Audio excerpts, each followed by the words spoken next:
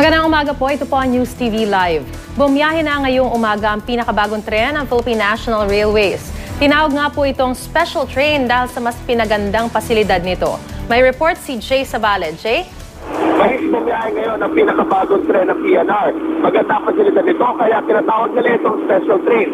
Malinis, maluwag, malamig at komportableng upuan. Ilan lamang yan sa mga ino-offer ng bagong tren ng PNR. Pero pag Velocity, may added features pa ang upuan. Naiikot, nare-recline, may patungan ng paa at may side table din. Ang bawat bagot ay may CR din na maluwag at may lugar kung saan pwedeng palitan ng diaper si baby. Kaya nang malaman ng ilang madalas sumakay sa tren na may bago ang PNR, agad nila itong sinubukan. Ang naturang tren ay donate raw sa Pilipinas ng Japan. Ginasusan nito ng halos 20 million pesos kasama ang shipping at rehabilitation ng tren.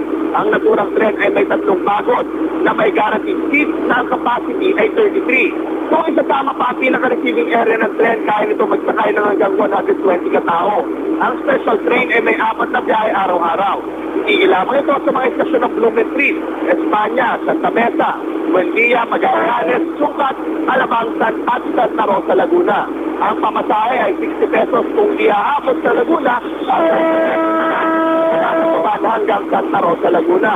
At kung pamahinila, 60 pesos lang hanggang Blumen Street at 90 pesos hanggang Tutuban.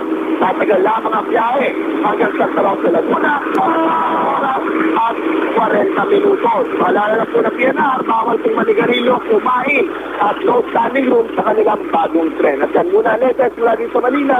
Balik sa Marin. Sulit na yan. Maraming salamat sa iyo, Jay Sabale.